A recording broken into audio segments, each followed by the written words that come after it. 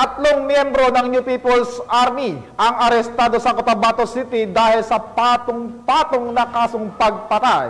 Narito ang detalye mula kay Patrolwoman Judy Ann Alibo. Arestado ang tatlong miyembro ng Sub-Regional Committee 3 Guerrilla Front 53 ng Southern Regional Mindanao Committee, Communist Party of the Philippines, New People's Army sa Mabini Street, Barangay Bagua 3, Cotabato City, nito lamang ika-16 ng Nobyembre taong kasalukuyan. Kinilala ni Police Colonel Michael John C. Mangahis, City Director ng Cotabato City Police Office ang mga naarestong sospek na sina alias Ka David, 57 anyos alias Duen, 48 anyos na kapwa residente ng Davao City at alias May, 28 anyos na residente ng Santa Cruz, Davao del Sur. Ayon kay Police Colonel Mangahis, naging matagumpay ang ikinasang operasyon ng mga tauhan ng Cotabato City Police Office, katuwang ang Armed Forces of the Philippines, Philippine Marines at Public Safety Office na nagresulta sa pagkakaaresto sa mga sospek sa bisa ng warrant of arrest sa kasong paglabag sa genocide, attempted murder, arson, firearms, ammunition, international humanitarian law at frustrated murder.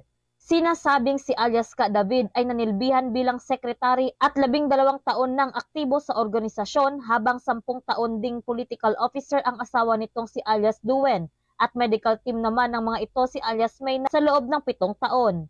Opo, continuous po yung ating monitoring so that baka meron pa po silang mga kasama dito. Hindi lang po mga sahani ng kanilang grupo, kundi sa lahat po ng mga possible that will compromise yung security ng Cotabato City.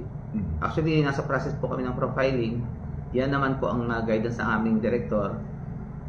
Matagal pong intelligence officer yun, kaya yung direction po talaga niya is to conduct profiling sa lahat ng tao po dito to check kung may mga anong mga activities nila.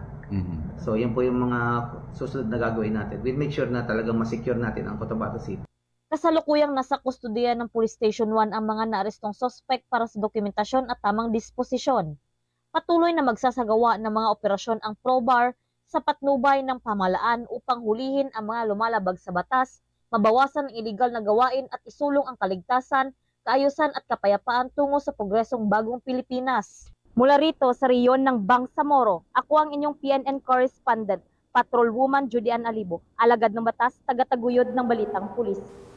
Maraming salamat sa Patrolwoman Alibo.